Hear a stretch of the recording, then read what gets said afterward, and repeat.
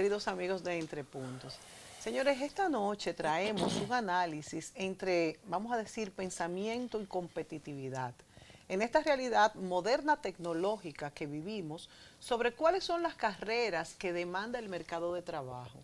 En el esquema de vida moderna, parecería que las carreras, esas llamadas STEM, o sea, STEM por sus siglas en inglés, o sea, Science, Technology, Engineering and Mathematics, o sea, ciencias, tecnología, ingenierías y matemáticas, son las únicas demandadas, parecería, ¿no?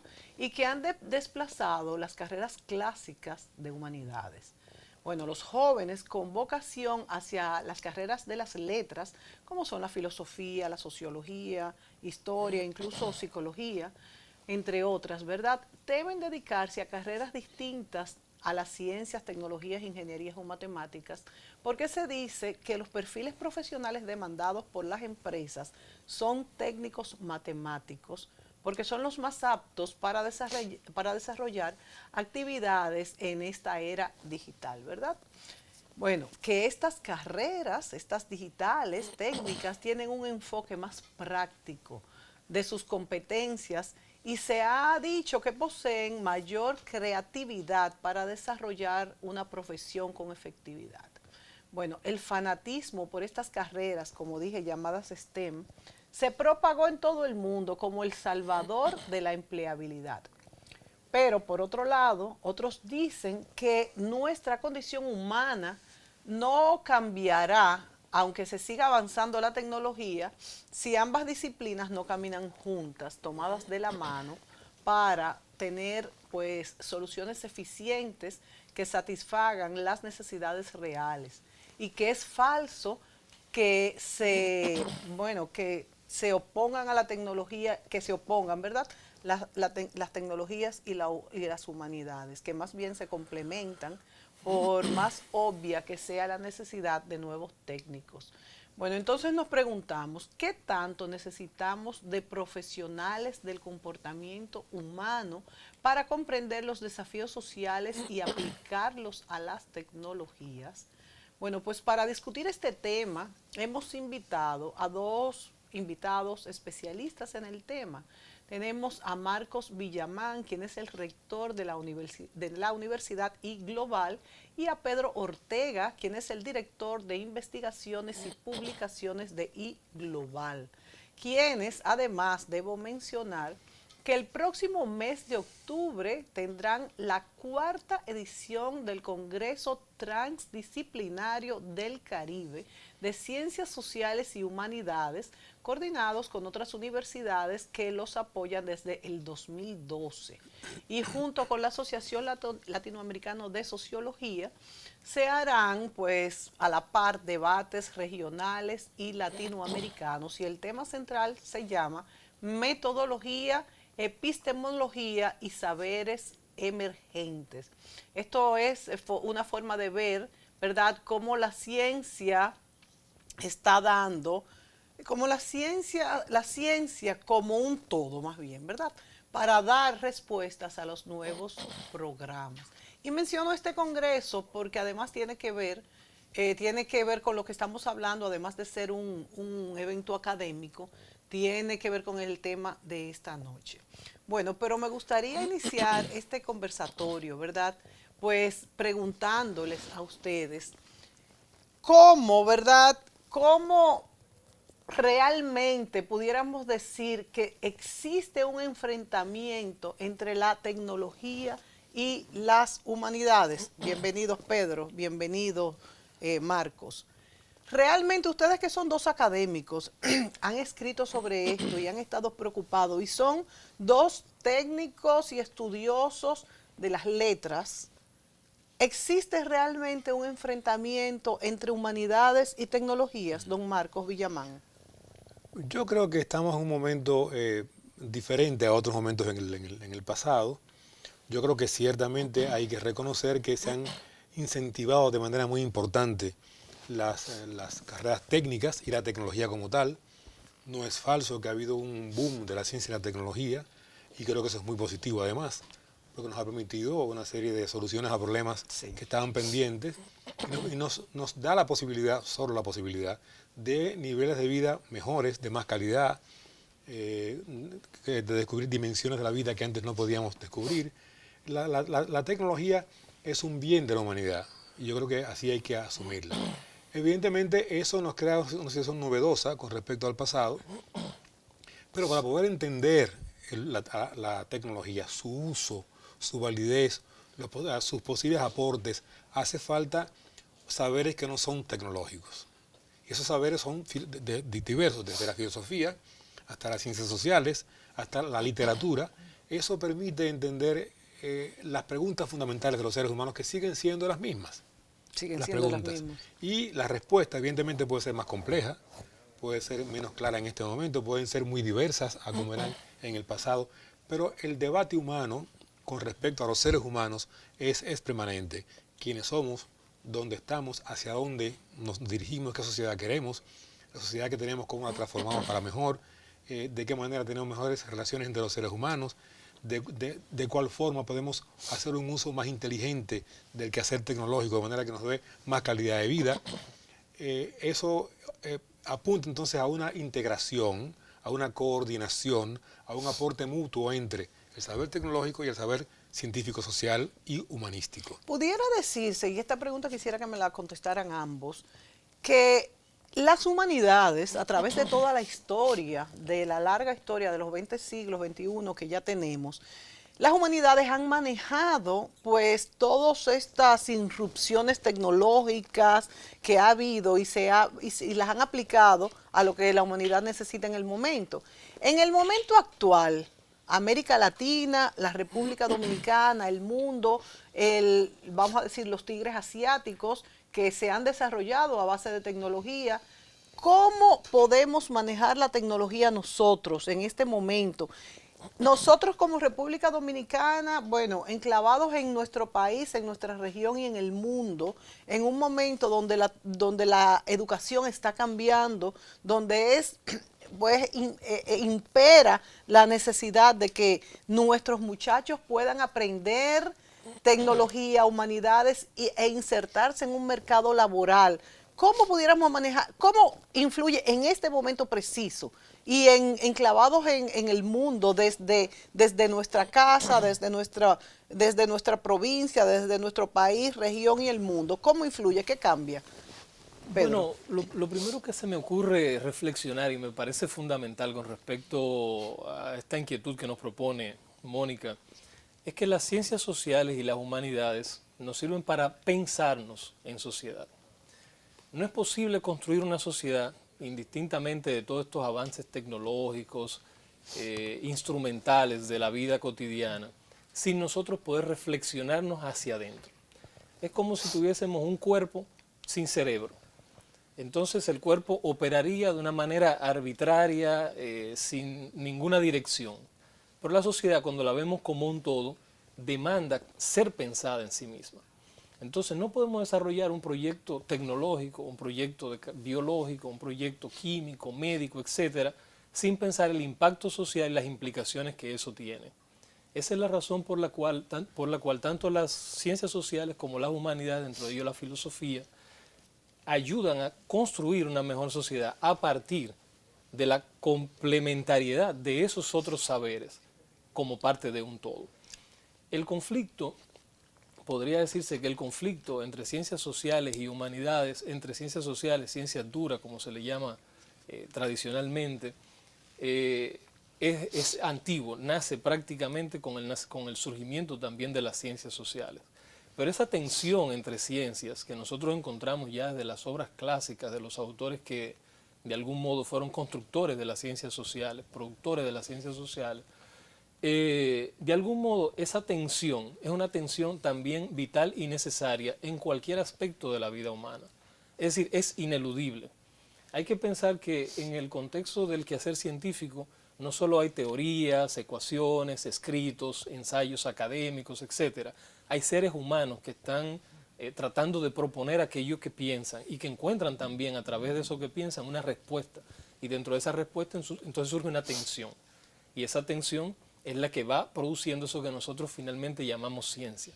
Es decir, la ciencia no es algo aislado de la producción y del ser humano propiamente. O sea, la misma ciencia sale de las humanidades y las ciencias sociales. Exactamente, Claro. exactamente.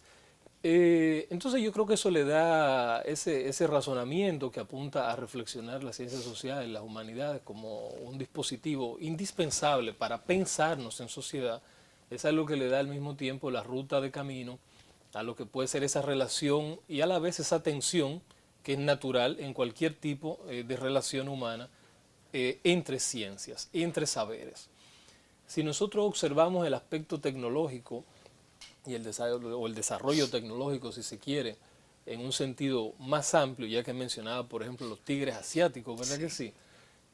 Pues las estadísticas apuntan a que, por ejemplo, en Japón, dentro de los próximos 10, 15 años, de cada 5 hogares, al menos 2 tendrán ya, o 3 tendrán al menos un robot en su hogar, resolviendo asuntos cotidianos, Sí, ¿verdad que sí? Muy pronto veremos cómo los drones que hoy se utilizan para cosas muy específicas podrán llevar servicios a domicilio a las personas. Uber ahorita está desarrollando un proyecto para que su tráfico no sea exclusivamente por tierra, sino por el aire. Y eso está ocurriendo ahora mismo. Sí. Está bien en Los Ángeles y en algunas otras ciudades punteras Ya y existen desarrolladas. incluso aviones que uno se hace socio y te puedes montar cuando quieras por Claro. una mensualidad, por Claro, ejemplo. todo esto está ocurriendo ahora mismo, en un momento en el que, por ejemplo, tal vez estamos un poco lejos de esa realidad, pero en Dubái, en Los Ángeles, en otras ciudades desarrolladas a nivel tecnológico, eso está ya siendo probado. Es decir, que prontamente, cuando esto se secularice, se vuelva parte del común denominador de las personas, de un mundo más o menos industrializado, veremos cómo eso se patentiza. Entonces, esas sociedades que están dando ese salto, están moviéndose en el sentido, son la punta de la lanza de esos desarrollos, de algún modo están también tratando de reflexionar el impacto social, el impacto que eso tiene en la vida humana. Como producto de ello surge una corriente de pensamiento que hoy en día se llama transhumanismo. ¿Qué quiere decir el transhumanismo? Quiere decir cómo la tecnología, el desarrollo técnico puede a su vez implementarse en el mismo cuerpo humano para potenciar las facultades humanas y la propia condición humana. Y eso no es algo nuevo, es mucho más antiguo que lo que nosotros podemos imaginar en este momento. De repente, por ejemplo, estos lentes, ¿verdad que sí?, me ayudan a mejorar la calidad de mi visión con relación al escenario, al espacio en el que yo me encuentro. Es un dispositivo muy antiguo ya y que se creó también para potenciar ciertas condiciones y facultades humanas. El transhumanismo va un poco más lejos, ¿no? Intenta construir dispositivos tecnológicos que puedan insertarse dentro del cuerpo de la persona y al mismo tiempo potenciar esas capacidades. La pregunta ahorita será ante todo esto, ¿qué impacto tendrá eso en las nuevas formas de relación que se dan en el seno de la sociedad? Exacto. ¿Cómo nos vamos a relacionar los seres humanos a partir de esas transformaciones? ¿Qué desigualdades, qué nuevas formas de exclusión, qué nuevas formas de poder se van a generar? ¿Qué nuevas concepciones sobre el cuerpo, sobre el erotismo, sobre las relaciones interpersonales, sobre la conversación, sobre el contacto cara a cara? ¿Qué implicaciones tendrá eso sobre las expectativas que nosotros tenemos sobre el futuro? Cuando nosotros podemos resolver el presente de manera tan pragmática, ¿verdad que sí? Sí, sí. ¿Cómo construiremos ¿Cómo entonces vemos más allá, verdad? ¿Cómo las veremos más allá consecuencias? nuestras Sí. propias utopías? Entonces, Sí. esos son elementos vitales que están en el seno de nuestra sociedad hoy en día, que están transformando nuestras maneras y nuestro quehacer diariamente, nuestro quehacer diario. Y que son las ciencias sociales y el humanismo que los puede y que encuentran un espacio de reflexión legítimo dentro de las ciencias sociales y humanas. Sobre todo, Pedro, sobre todo en ese concepto tan complejo y rico, Sí, la pregunta por el sentido. ¿Sí? ¿Qué es lo que hacemos vivos? claro. ¿Para qué estamos aquí? ¿Para qué sirve la tecnología? Volvemos a la pregunta inicial del origen, ¿no? De Claro, todo. que es toda la base de la filosofía. Es Sí. decir, ¿por qué? ¿Para qué? ¿Y hacia Claro, dónde? sí. Entonces, claro, tenemos una gran capacidad para hacer cosas. Ahora, ¿cuáles cosas hacemos? Claro. ¿Cuál deberíamos hacer? Y volvemos al proyecto de vida individual de cada uno y general de todos. Y colectivo. Exacto. Entonces, yo creo que es un momento de intentar confrontarse serenamente, sabiamente y sanamente, saberes diversos que pueden darnos la posibilidad de responder las preguntas básicas de la vida. O sea que se podría decir que las humanidades son más importantes que nunca. Yo creo que sí, porque la humanidad, insisto, obliga a responder las preguntas básicas de toda la vida humana, de todos los tiempos. Las tecnologías son mediaciones necesarias, útiles, básicas, pero para poder caminar un camino de mejor manera. Fíjese, Marcos, cómo tenemos que hacernos las mismas preguntas y hoy en día tienen respuestas distintas por el conglomerado, por la globalización, la tecnología y todo lo que vivimos. Pero son las mismas preguntas. Claro que sí. Claro, evidentemente en un contexto más complejo, claro, más rico, mucho más posibilidades, pero son preguntas básicas de toda la vida. Pedro habló de un ejemplo muy sencillo y muy claro, y él decía cómo si no hubiera humanidades, fuéramos justamente como igual que un robot, porque no tuviéramos un plan de vida, simplemente ejecutáramos órdenes para lograr un fin específico y ya, no habría más allá. Y si no hay más allá, ¿para qué? Volvemos a las preguntas que muy bien esbozábamos. Sí, son las fundamentales. Sí, definitivamente el ser humano es un ser complejo, único, especial, que tiene esa capacidad que hasta ahora no vemos quién más la tiene, de hacerse preguntas, de cuestionarse. Y ahí volvemos a la otra pregunta pues básica de la filosofía, de qué es lo que nos da la ansiada felicidad, y ya es una palabra cliché, pero que tiene toda la vigencia de que tenía hace tantos siglos. Y el diálogo con la tecnología y entre ciencias sociales y humanidades, cómo vivir juntos teniendo derechos comunes y cómo respetar esos derechos. Por ejemplo, el caso de América Latina, ¿tiene sentido vivir como estamos viviendo con un sector en la opulencia, en la riqueza, mientras otros están pasando hambre todos los días? Sí. Esa pregunta se responde no solo con tecnología, sino con filosofía, ciencias políticas, ciencias sociales, para poder decir, tenemos un proyecto de vida que debe ser una sociedad que queremos construir en esta dirección, y esta capacidad que tenemos hoy por la ciencia y la tecnología, vamos a usarla para poder responder a esos problemas. Marcos, y sin salirnos del tema, Pedro, nos vamos a ir a la pausa, pero cuando volvamos, sin salirnos del tema, quisiera que me dijeran su opinión en cuanto a, vamos a decir, a estos gobiernos populistas instalados en América Latina, que pudiera leerse de centro izquierda, cómo han tenido un aparente fracaso. Vemos el caso de Lula, el caso de Cristina Kirchner, ahora mismo acusada de corrupción, y de tantos otros. Y también sacando provecho para su lado. Es que entonces el ser humano no tiene la capacidad de trabajar realmente para los demás sin enriquecerse y aportar a esa sociedad donde vive. Nos vamos a la pausa y volvemos con esta pregunta.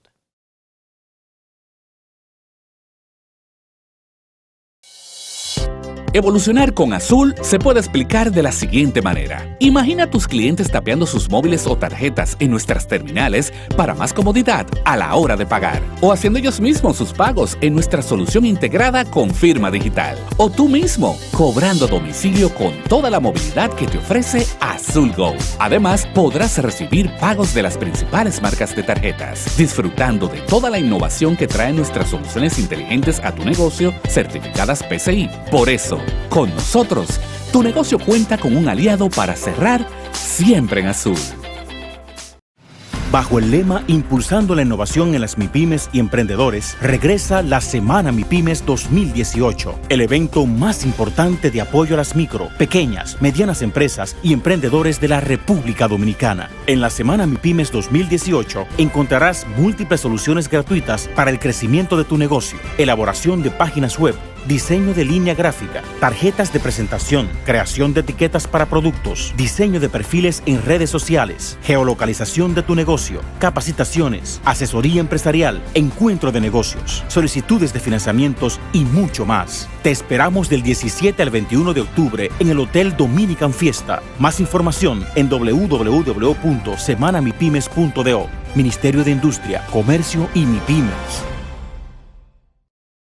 ¿Qué harías si te ganas $1.000.000? $1.000.000. Banreservas premia tus ahorros todas las semanas y te hace millonario. Por cada 500 pesos o su equivalente en dólares que incrementes en el balance promedio de tu cuenta de ahorros Banreservas, generas un boleto electrónico para ganar premios de 100,000 pesos semanales y un premio final de $1.000.000. Banreservas, el banco de los dominicanos. Este es uno de los centros más modernos y más grandes que tiene la comunidad ahora mismo. Impacta a la comunidad en un 100%. En los gobiernos del presidente Medina, la provincia de Santo Domingo ha recibido 3.451 nuevas aulas con un impacto extraordinario en la economía familiar. La madre soltera y los padres trabajan en su mayoría. Ellos van a tener la oportunidad de que estén aquí desde las 8 de la mañana hasta las 4 de la tarde. Los estudiantes reciben clases, uniformes y alimentación en jornada escolar extendida completamente gratis. Este centro se ha dedicado a preparar jóvenes y estudiantes para un futuro mejor. Muchas personas quisieran estudiar aquí por la gran educación que tiene. La finalidad es tener un sistema cabalmente incluyente y con calidad, pues como ha manifestado el presidente Danilo Medina, la educación es el otro nombre de la libertad. Ministerio de Educación.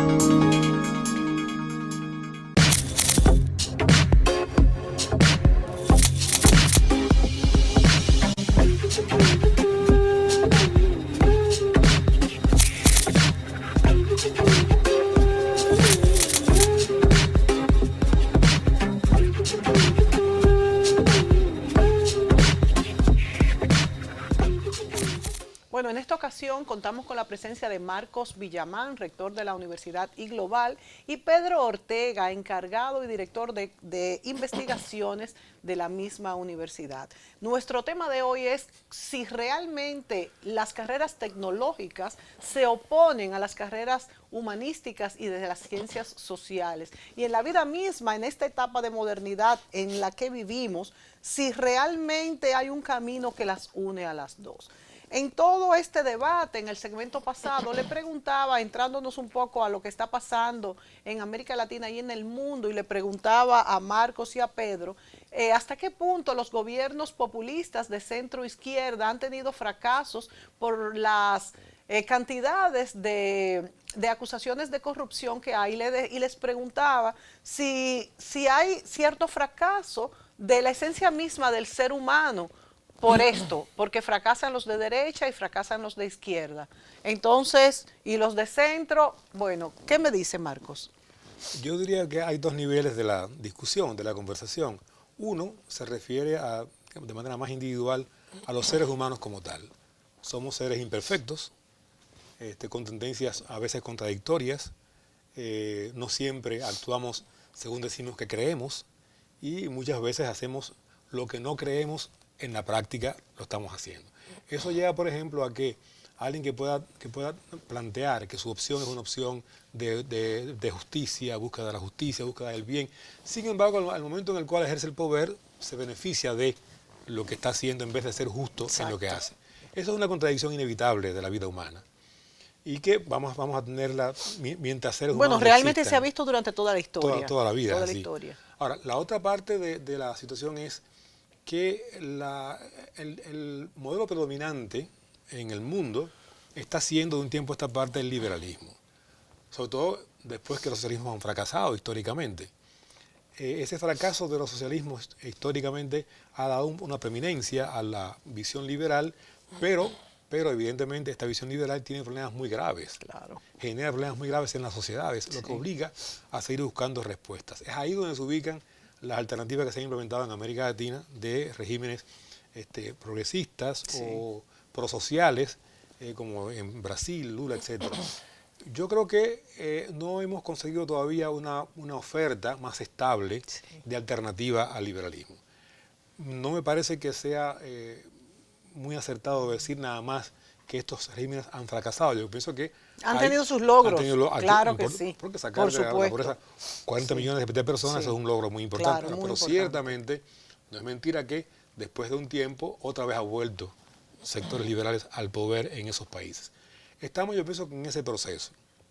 Y habrá que ver cuáles alternativas nuevas pueden irse construyendo de manera que se responda de manera más correcta a los problemas que se van planteando. Por ejemplo, el caso de Brasil, con respecto a la pobreza, creo que ha habido avances que son significativos. Ahora, esa pobreza, ¿cómo se puede compaginar el vencimiento de la misma con una democracia más amplia? ¿Cuáles elementos hay para que esa tenga capacidad de mantenerse la democracia en el poder? ¿Cómo podemos hacerle para que las alternativas políticas a ella también tengan derecho a participar sin que tengamos entonces una manera de coartar la presencia de los sectores sociales en la vida política? Y eso que planteamos para Brasil vale para todos los países de América Latina. Válido. En el caso de Nicaragua, que es un caso para mí penoso por lo que estamos viviendo, pero es otra muestra de que se avanza en una dirección, aparentemente se va bien, pero después se entra en periodos de crisis o de falta de alternativas adecuadas. Quizás es el continuismo en el poder también, que influye muchísimo. Yo creo que hay un problema de cómo combinar democracia con mejoría de la condición social. Que ahí hay una situación que no se acaba de resolver, en el sentido de que quien llega al poder quiere quedarse en el poder, cuando realmente la democracia implica la alternabilidad. Claro. Y eso va a llevar siempre a altas y bajas. Incluso hemos visto en los países latinoamericanos, principalmente, incluyendo el nuestro, que los gobernantes no quieren darle continuidad a proyectos iniciados por el anterior, dejarlos posicionados donde estaban. Y esto es muy malo, muy perjudicial. Yo creo que es negativo. Y entonces hay que apostar, yo pienso, porque en el sentido de que el presente lo orientamos, pero a futuro habrá siempre novedad.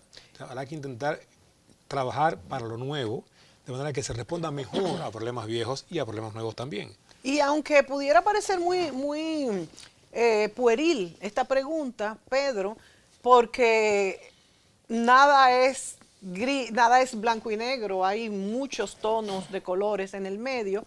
Pero si yo te preguntara si la humanidad va en un ascenso o vamos para atrás, ¿qué tú dirías? Porque a mí me llama mucho la atención cuando voy en la calle, en todas partes que me muevo, cuando todo el mundo me dice que vivimos la peor época. Y no sé, quiero escuchar tu opinión en cuanto a cómo hemos adelantado, incluso en la corrupción, porque si es verdad que ahora se manejan unas cifras tan altas y cuando la corrupción se instala, pues maneja esas cifras demasiado altas en el mundo, no estamos hablando del país, el saldo total, ¿tú crees que ahora hay más corrupción o menos? Bueno, yo quisiera en una respuesta tratar de combinar la pregunta anterior con esta, porque yo creo que hay un elemento en común en todo esto. Creo que el rector, don Marco Villamán, ha anotado algunos aspectos allí esenciales para la reflexión. Yo sencillamente quisiera añadir uno, y es el hecho de que todas estas transformaciones apelan a una inquietud, una necesidad de reflexionar el Estado en América Latina. Y cuando pensamos entonces el Estado tenemos que irnos a sus bases, ¿verdad que sí? ¿Qué es el Estado? ¿Cuáles son los elementos que lo constituyen? Y allí nosotros encontramos entonces cómo esos elementos que los constituyen se han ido reformando, se han ido transformando y al mismo tiempo nos han ido proponiendo preguntas que no estamos resolviendo adecuadamente y que tenemos que resolver. Dentro de esos elementos que constituyen el Estado, por ejemplo, nosotros encontramos el fenómeno patrimonialista, que fue prácticamente lo que dio origen al Estado en sus fases más antiguas, ¿no? Sí. Que era que el emperador, el que dominaba un territorio, hacía usufructo personal del bien que era el territorio en este caso. El Estado está marcado por un territorio, entonces el que gobierna allí hace usufructo de eso. Pero ¿qué es lo que tenemos hoy en día? Tenemos un fenómeno que no es exactamente ese fenómeno patrimonialista, sino un fenómeno neopatrimonialista, tal como lo describen los politólogos contemporáneos para América Latina, como la misma Rosario Espinal, Jonathan Harling, entre otros autores que han descrito esto de manera muy precisa. Y eso consiste justamente en el hecho de que la figura de poder adquiere ciertas posibilidades de hacer un usufructo condicionado a las propias reglas legales o bien estatuidas a veces por el mercado o en las relaciones necesariamente no escritas, es decir, no necesariamente éticas o morales, con respecto a aquellos actores principales que operan dentro de un sistema político. Cuando eso ocurre, nosotros entonces imputamos, ¿verdad que sí?, la premisa, la proposición de que tenemos corrupción. Y en efecto la hay. Sí, claro, ¿verdad que la sí? hay. En efecto Claro, la hay. claro. Ahora, todo esto sobre la base, o mejor dicho, bajo el encubrimiento, bajo el manto a la vez de aspectos que muchas veces pueden ser incluso discutidos jurídicamente.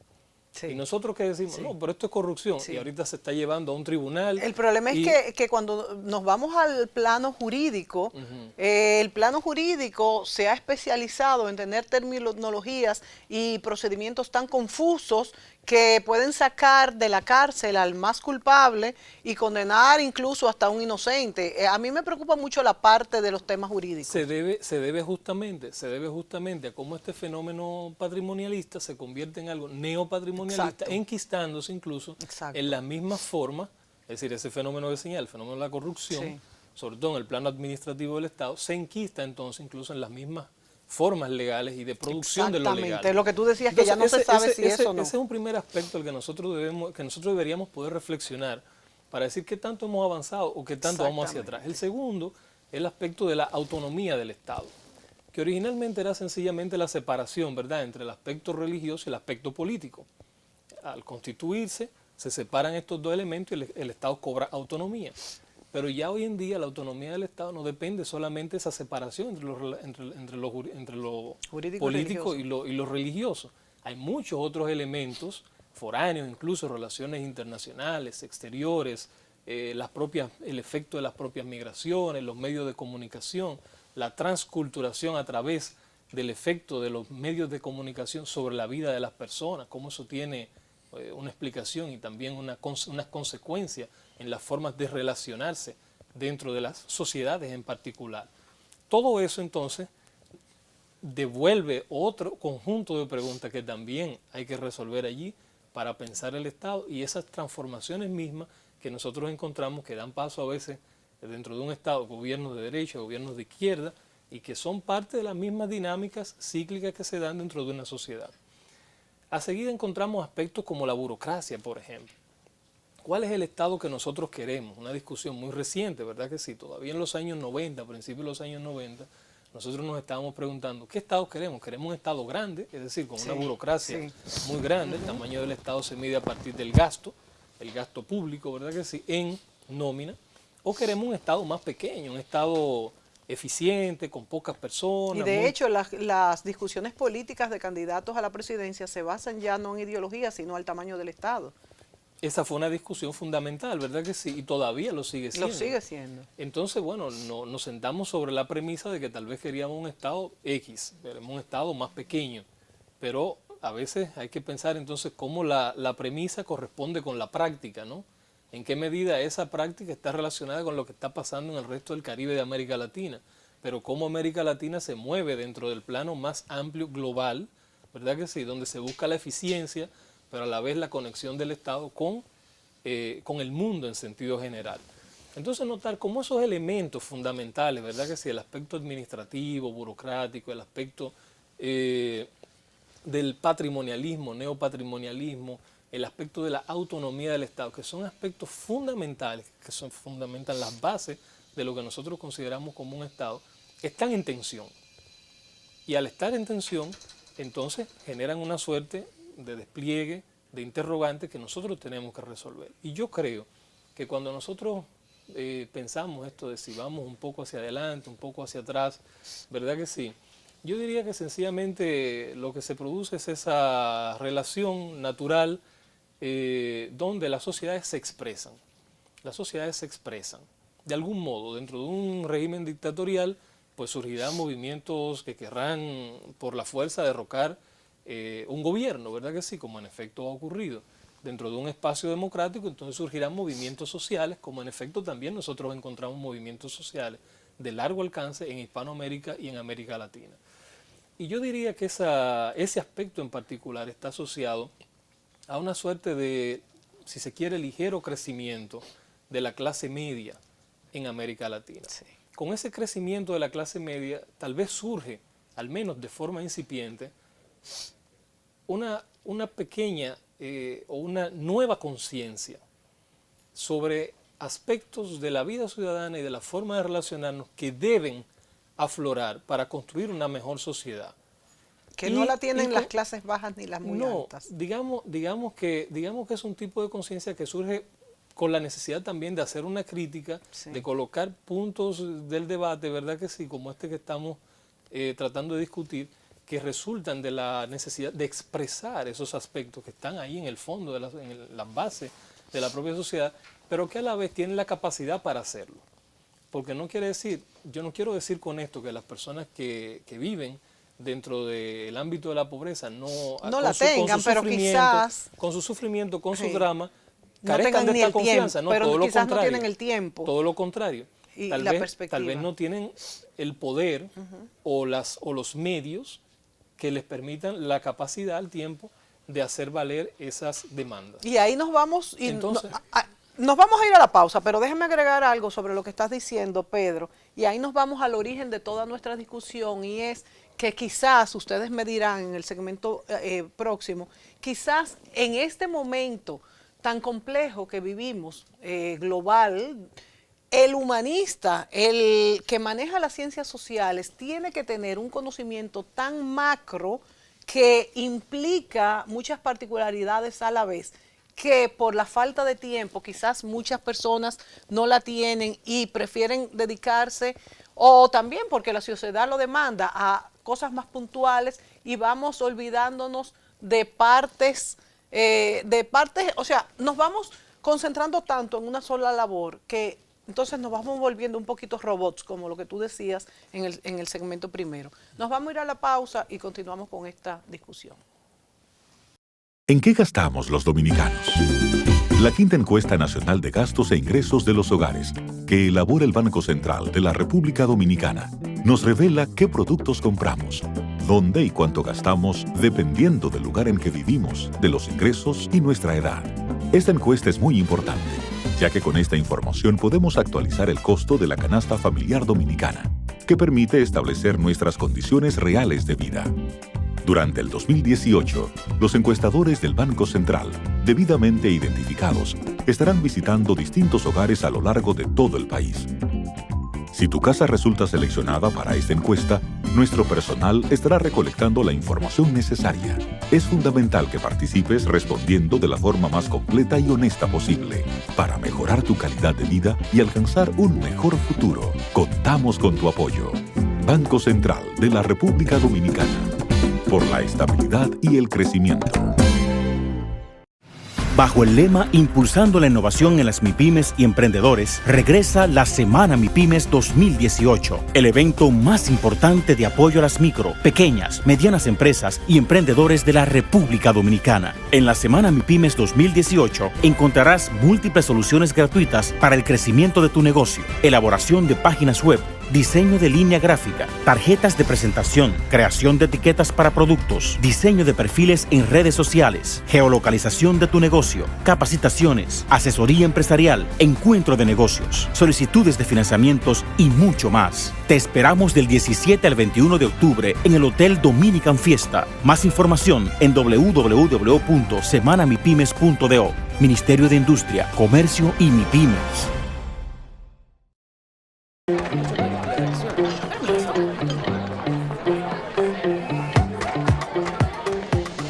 Papi, necesito que me deposite, que no me dan los cuartos. Resuelve al instante esos apuros y realiza todos tus pagos, transferencias y mucho más a través de tu banco en banreservas.com. Siempre activo y seguro para que resuelvas desde donde estés tu banco fuera del banco. Evolucionar con Azul se puede explicar de la siguiente manera. Imagina a tus clientes tapeando sus móviles o tarjetas en nuestras terminales para más comodidad a la hora de pagar, o haciendo ellos mismos sus pagos en nuestra solución integrada con firma digital, o tú mismo cobrando a domicilio con toda la movilidad que te ofrece Azul Go. Además, podrás recibir pagos de las principales marcas de tarjetas, disfrutando de toda la innovación que traen nuestras soluciones inteligentes a tu negocio, certificadas PCI. Por eso, con nosotros, tu negocio cuenta con un aliado para cerrar siempre en azul. No podemos dejar de dar las gracias una vez más al Salón Lorelén por tantos años al cuidado del cabello de Mónica Gutiérrez. El Salón Lorelén está en la calle Bayacán 25A, Urbanización Renacimiento. Teléfono 809-482-0848. Salón Lorelén. Y la buena noticia es que el Salón Lorelén abre a partir de ahora desde las 7. Evolucionar con Azul se puede explicar de la siguiente manera. Imagina a tus clientes tapeando sus móviles o tarjetas en nuestras terminales para más comodidad a la hora de pagar. O haciendo ellos mismos sus pagos en nuestra solución integrada con firma digital. O tú mismo, cobrando a domicilio con toda la movilidad que te ofrece Azul Go. Además, podrás recibir pagos de las principales marcas de tarjetas, disfrutando de toda la innovación que traen nuestras soluciones inteligentes a tu negocio, certificadas PCI. Por eso, con nosotros, tu negocio cuenta con un aliado para cerrar siempre en azul. Este es uno de los centros más modernos y más grandes que tiene la comunidad ahora mismo. Impacta a la comunidad en un 100%. En los gobiernos del presidente Medina, la provincia de Santo Domingo ha recibido 3.451 nuevas aulas con un impacto extraordinario en la economía familiar. La madre soltera y los padres trabajan en su mayoría. Ellos van a tener la oportunidad de que estén aquí desde las 8 de la mañana hasta las 4 de la tarde. Los estudiantes reciben clases, uniformes y alimentación en jornada escolar extendida completamente gratis. Este centro se ha dedicado a preparar jóvenes y estudiantes para un futuro mejor. Muchas personas quisieran estudiar aquí por la gran educación que tiene. La finalidad es tener un sistema cabalmente incluyente y con calidad, pues como ha manifestado el presidente Danilo Medina, la educación es el otro nombre de la libertad. Ministerio de Educación. ¿Qué harías si te ganas $1.000.000 de pesos? $1.000.000 de pesos. Banreservas premia tus ahorros todas las semanas y te hace millonario. Por cada 500 pesos o su equivalente en dólares que incrementes en el balance promedio de tu cuenta de ahorros Banreservas, generas un boleto electrónico para ganar premios de 100,000 pesos semanales y un premio final de $1.000.000 de pesos. Banreservas, el banco de los dominicanos. ¿En qué gastamos los dominicanos? La quinta encuesta nacional de gastos e ingresos de los hogares, que elabora el Banco Central de la República Dominicana, nos revela qué productos compramos, dónde y cuánto gastamos dependiendo del lugar en que vivimos, de los ingresos y nuestra edad. Esta encuesta es muy importante, ya que con esta información podemos actualizar el costo de la canasta familiar dominicana, que permite establecer nuestras condiciones reales de vida. Durante el 2018, los encuestadores del Banco Central, debidamente identificados, estarán visitando distintos hogares a lo largo de todo el país. Si tu casa resulta seleccionada para esta encuesta, nuestro personal estará recolectando la información necesaria. Es fundamental que participes respondiendo de la forma más completa y honesta posible para mejorar tu calidad de vida y alcanzar un mejor futuro. Contamos con tu apoyo. Banco Central.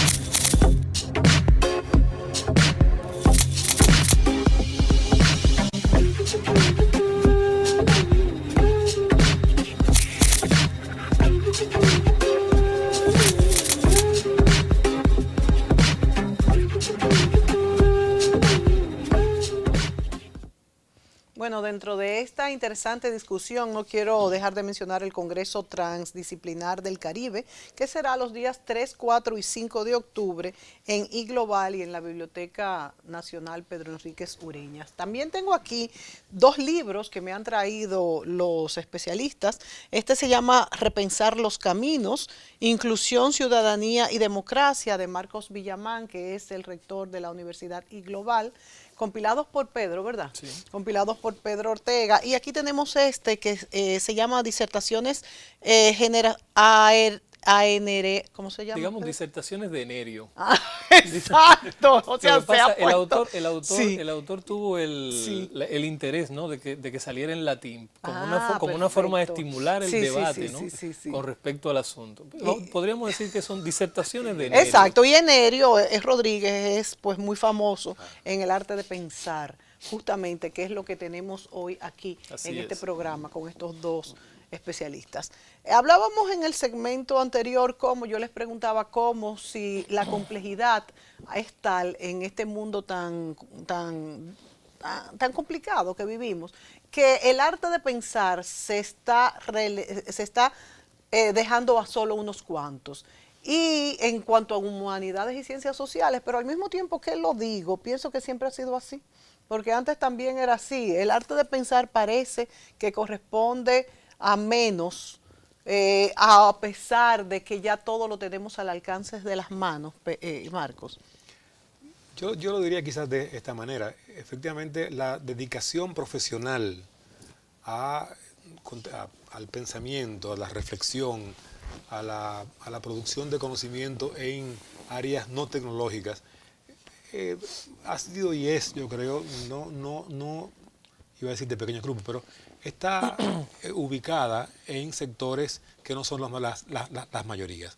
Yo creo que eso es normal. Es normal. Es normal porque toda la actividad práctica de transformar la naturaleza, de generar la alimentación, la vivienda, eso demanda más mano de obra incluso, inteligencia también profesional, y va a ser siempre más extendida que otras más pequeñas como es la filosofía o las ciencias sociales en sentido estricto, ¿no? Ahora, yo quería decir cuando el segmento anterior, y que conecta con esto que estoy ahora planteando, que sin duda ha habido un avance en las sociedades y también en República Dominicana. Y ese avance, como decía Pedro, tiene que ver con generar sectores medios, capas medias mucho más amplias que las que teníamos antes, sin la menor duda. Sí.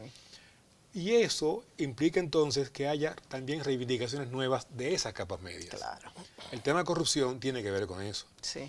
La reivindicación básica de los sectores populares no es corrupción, por lo menos inicialmente. Porque su problema es la sobrevivencia. Las capas medias ya sobreviven y lo hacen de buena manera. Su interés es que eso que ya tienen se consolide. Y la única manera de hacerlo es por la vía institucional. Por eso entonces esos sectores son básicamente reivindicadores de institucionalidad política y democrática que supone ausencia de corrupción. Porque la corrupción interfiere en un camino más legal para sobrevivir correctamente. Para mí un punto está en que desgraciadamente cuando el tema de corrupción se ubica en esa perspectiva, no siempre tiene la posibilidad de permitir una discusión ética fundamental. Es decir, el hecho de hacerse rico implica una discusión ética muy seria. Sí. Por una parte, el si yo al hacerlo genero desigualdad y pobreza, y por consiguiente me obligaría a mí como capa media éticamente a buscar reivindicar también a los más pobres, o desgraciadamente hacerlo o hacer un camino de autocomplacencia nada más. Entonces, ese es un tema que hay que discutir, que hay que debatir muy seriamente. Y ahí también va salpicado de si yo logro hacerme rica, además con corrupción, que muchas veces se hace. Aquí viene el problema. Si la corrupción es el camino para yo poder hacerme rico, y si por consiguiente no hay una discusión ética fundamental que oriente el quehacer social de las capas sociales en general o las clases sociales. Yo creo que el debate ético es un debate que ya se sabe que está en el tapete hace un tiempo y que hay que seguirlo trabajando porque es lo que nos permite tomar decisiones correctamente según pensamos en X momento. Y que puede orientar una conducta social más allá del egoísmo social. Si yo lo que hago es defender mi grupo para poder defender los intereses de ese grupo sin tirar puentes hacia otros grupos sociales más, entonces genera una vida social egoísta que impide la justicia para todos y para todas. Yo creo que ahí en la discusión ética, que es el bien, cómo yo hago el bien, por qué el bien me hace ser bueno y ser mejor, por qué es bueno y ser mejor, es un debate que está planteado y vigente siempre. Y para discutir la política sobre todo. ¿Por qué una opción política debe ser en esta dirección A, B o C o por qué no? Y el momento también que vive el país específicamente es fundamental para escoger una política A, B o C. Yo creo que sí. Y esas capas medias que crecen tienen como responsabilidad, a mi juicio histórica, la posibilidad de ubicarse como una especie de punto intermedio entre antagonismos sociales muy drásticos. Y ayudar entonces a que esos antagonismos se puedan resolver por la vía de la colaboración y de la democracia. Yo creo que ese es un tema que está en el tapete que hay que debatir ampliamente y que si no lo hacemos podemos caer incluso en peligros sumamente graves como sociedad. Muy interesante. Vamos a ver si hacemos un programa, Marcos, específicamente de cómo es nuestra clase media, las conquistas que hemos tenido como país en clases medias, los pobres que han podido acceder a las clases medias, los que han bajado y cómo también la clase media muchas veces se ve golpeada por cobros de impuestos más que las otras dos clases, bueno, ya englobando aquí la gente, y a veces es la más sacrificada. Creo que ese es un programa bien interesante que podemos hacer. Pero quiero terminar con Pedro Ortega y el Congreso transdisciplinario, que tú invites a las personas, Pedro, y expliques muy brevemente de qué se va a tratar y qué podemos conseguir asistiendo a este Congreso. Bien, Mónica, de verdad que le agradecemos este espacio para presentar esta motivación de Congreso Transdisciplinar del Caribe, que lo hacemos ya por 4ª vez. El Congreso se realiza cada 2 años, es decir, en los años pares, 2012, 14, 16 y ahora en el 18, así esperamos hacerlo también el 20. Y más o menos para esta fecha, para octubre, del 3 al 5, nosotros vamos a estar celebrando el Congreso Transdisciplinar del Caribe. El día 3, es importante connotar esto, va a ser la noche de apertura, de inauguración. Ese día lo vamos a celebrar en la biblioteca Pedro Enrique Ureña, en el auditorio Juan Bosch. Eso está justamente en la Plaza de la Cultura. Allí se estarán dando cita más de 20 universidades de la República Dominicana que apoyan de manera colaborativa y solidaria este congreso que hacemos en esta ocasión. Nosotros vamos a dar en ese momento un reconocimiento al escritor, antropólogo y arqueólogo Marcio Veloz Magiolo. Para mí es muy importante anunciar esto y queremos convocar a la comunidad académica que apoye esta motivación porque creemos que él ha realizado una obra de vida con una trayectoria sin par prácticamente a lo largo de todo el tiempo que tiene dedicando a las ciencias sociales y a las humanidades, y ese reconocimiento le será entregado a él en esa ocasión. Ese reconocimiento lo han recibido en el pasado el profesor Enerio Rodríguez, de quien tuvo oportunidad de traer la obra que compilamos. Lo recibió también el doctor Carlos Dore Cabral. Y en esa noche inaugural, como parte del conjunto de actividades, nosotros tendremos en escena a artistas como Xiomara Fortuna, Roldán Mármol, al bailarín destacado nuestro Alexandre Duval, uno de los bailarines a mi juicio más completo porque tiene muy versátil, ¿no?, en el plano de la danza folclórica, danza contemporánea, danza clásica. Y él allí ejecutará para el público un par de solos, tanto de entrada como de cierre. El profesor Marcio Veloz Magiolo leerá un poema de viva voz de él, de su autoría, y nosotros esperamos tener el mayor blanco de público para convertir ese momento en un momento memorable. Y entonces los otros 2 días subsiguientes ya van a ser de charlas y conferencias, que tendremos el programa ya más afinado para Exactamente. más cerca. Vamos a tener en los días subsiguientes más de 50 paneles de debates con investigadores y profesores de diversas universidades locales. Que me imagino que tendremos temas parecidos a los que hoy hemos debatido aquí respecto a... Bueno, no nos queda más tiempo, pero creo que ha sido un programa muy interesante de temas que nos hacen reflexionar sobre nuestra vida misma, la del país y la del mundo, y que no debemos nunca abandonar, a pesar de que estemos dedicados en general a profesiones técnicas, porque todo tiene que ver, ¿verdad? Y así tendremos siempre un saldo positivo en cuanto hacia dónde caminamos. Gracias a Marcos Villamán, a Pedro Ortega, ambos de iGlobal, y a ustedes, amigos, gracias por estar ahí siempre pues aprendiendo de las experiencias y los análisis de nuestros invitados. Hasta la próxima semana.